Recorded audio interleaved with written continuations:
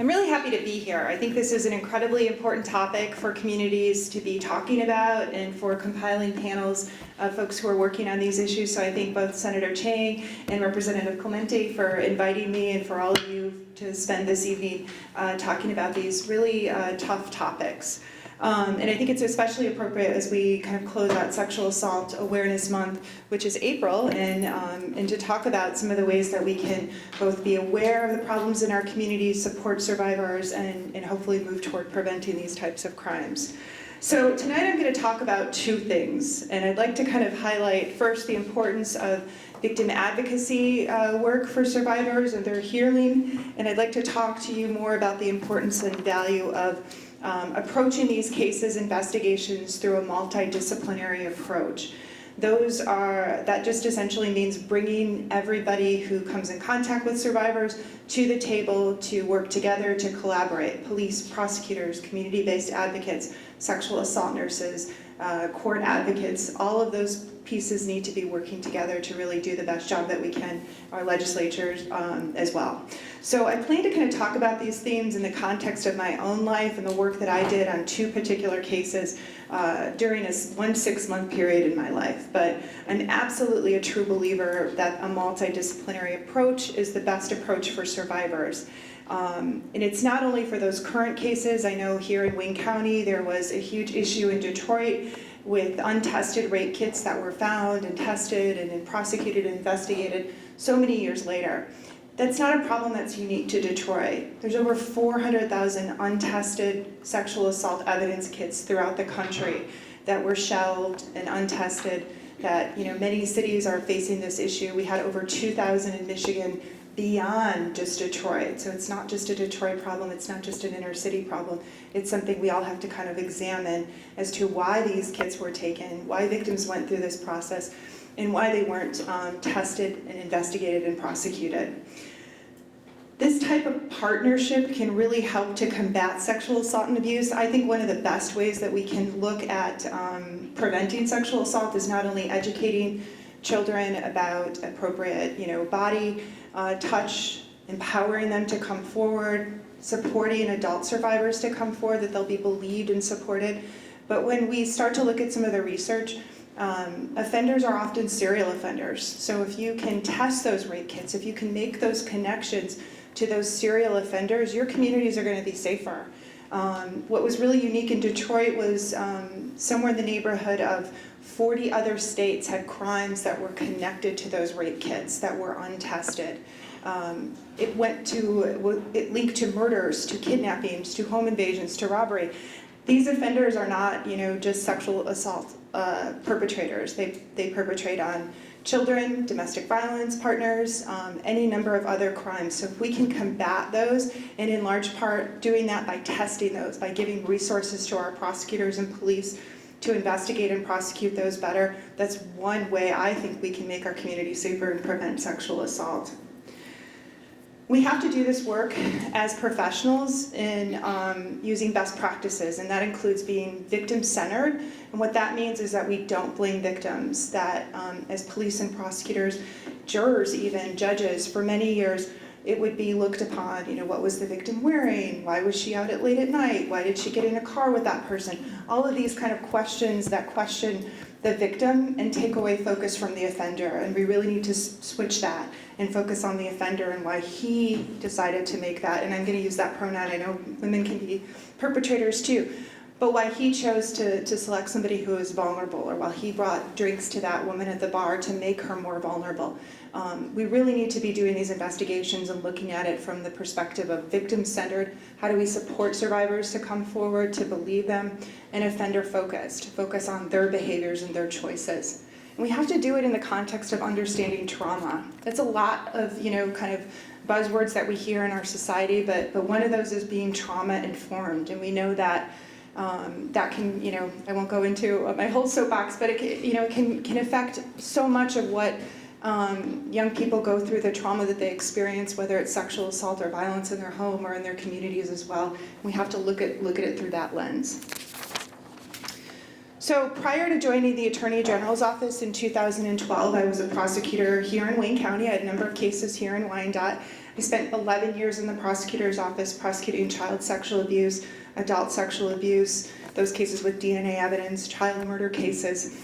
I had the most amazing mentors and teachers. The Wayne County Prosecutor's Office, there is no better place to learn how to be a prosecutor and to work really hard. You guys are lucky if you live in this community to have Kim Worthy as your prosecutor and to have the hundreds of other diligent professionals working on these cases. I worked regularly with court advocates from Wayne County Safe and other places.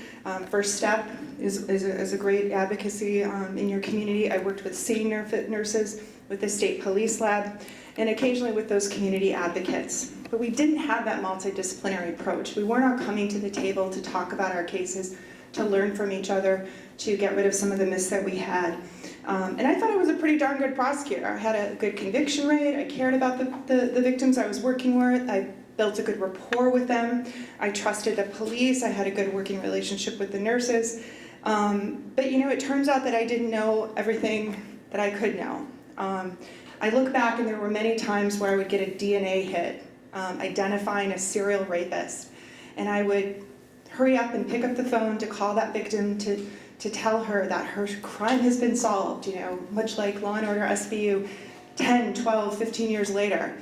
And I really thought I was coming in as a white knight on this horse, bringing this good news to this victim without really fully understanding what that meant to her, right? To pull off that Band-Aid so many years later, to share that information.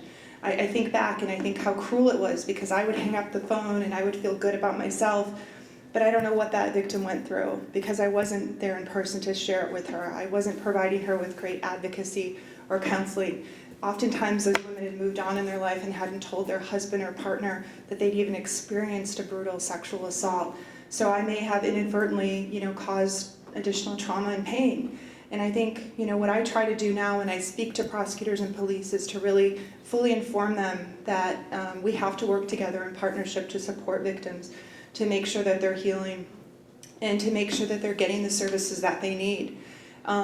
We can't expect victims to participate in the criminal justice system if they're also worried about whether they have a home to go to, whether their children are going to be taken care of, whether they have transportation to come to court. These wraparound services are where places like Wayne County Safe, First Step really come into play to make it a collaborative, holistic approach for victims. So when I came to the Attorney General's office in March of 2012, we did have this multidisciplinary approach. We had a working relationship with police and prosecutors around the state and victim advocates. We were trained on these best practices. I had the privilege of speaking at a conference last week in San Diego, an international conference with 2,000 police and prosecutors, and I got to share with them the things that I've been able to learn and incorporate into my work that made a huge difference, right? So how many of you have heard of the Larry Nassar case? Anybody? Okay. Anybody hear of Calvin Kelly? Okay, good. I'm glad you guys, a couple. Those are two cases that I worked on in the course of a 6-month period at the Attorney General's office. One, the Calvin Kelly case, I'd worked on for 5 years. It was the big case before the Nassar case, and obviously the Larry Nassar case took up almost 2 years of my life as the lead prosecutor.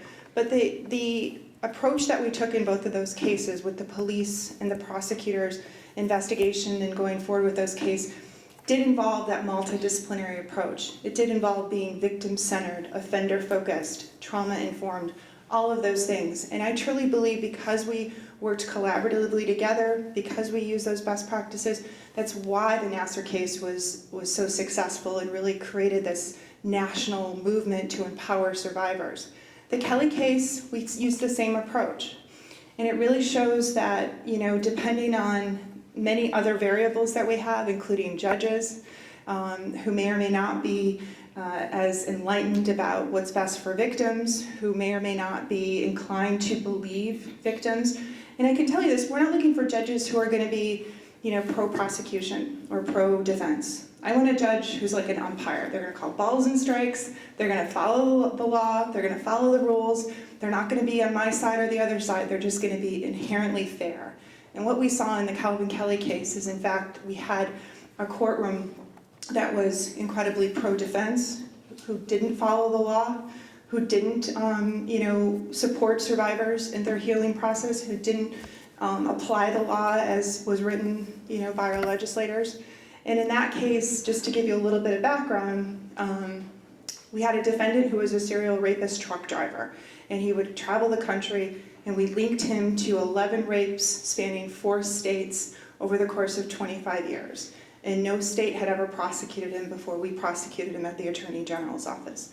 We went up and down the Court of Appeals for about 4 years because we had one case in Michigan, but we had 10 other victims who were willing to come forward who had the same experience. This man would use a weapon, he would befriend these women, he would get them into their truck, and it was like Dr. Jekyll and Mr. Hyde. He would then turn into this kind of monster and sexually assault them, threaten to kill them, and do so in an incredibly violent manner. These women were able to get away from him, and they immediately went to the police. They reported their assault. They went through an incredibly invasive sexual assault exam, had evidence collected. They cooperated with the police. But there was that victim blaming, those things we talked about, right? Where the police would ask them, why were you out at 2 in the morning? Why were you getting into the car with this person? Were you a prostitute?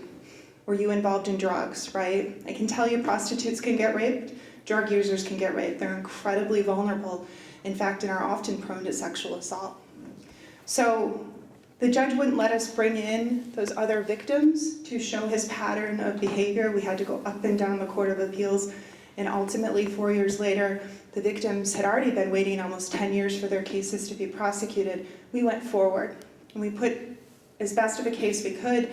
I would have probably bet $1 million that it would have been a guilty, and at the end of the day, the jury walked him. They found him not guilty, and they let him out. I can tell you it was devastating to not only me, but also my victims. And one of my victims, Shawana Hall. Does anyone know who Shawana Hall is? Anyone ever heard of Rachel Denhollander? Anybody heard of Allie Reisman? Prominent survivors from the Nassar case, right? Shawana Hall was a survivor from the Calvin Kelly case. She came forward and was willing to talk about the rape that happened on her 31st birthday. And she went through a court process that lasted 4 or 5 months. And she went through a jury trial. And she got that not guilty verdict, and it destroyed her life.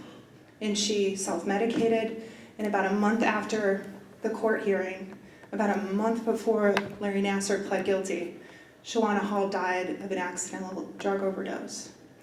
This is the kind of trauma that sexual assault victims are encountering every day, that we have to support them, get them into services, and realize that sometimes their healing is best as we move forward with these cases. And it's really my goal that just as folks recognize the name of Rachel Denhollander and Allie Reisman, and they are incredibly brave and strong supporters who have really paved the way for others to come forward, I hope folks will know the name Shawana Hall as well, because she was equally as brave and equally went through a traumatic experience.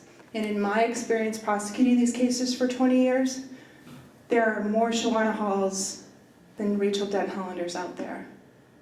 Most of the victims don't have media attention, don't have magazine covers, don't get to go to the ESPY Awards and have the world support them. We had folks doing GoFundMe accounts and sending in books and writing quilts, and just a tremendous international outpouring of support for the Nassar survivors. Justifiably so. Those young women went through a horrific experience. But there are hundreds of thousands of young women out there, and men. It's important to note that 1 in 6 men will be sexually assaulted in their life, and those aren't talked about as much unless we're talking about it in the context of the Catholic Church.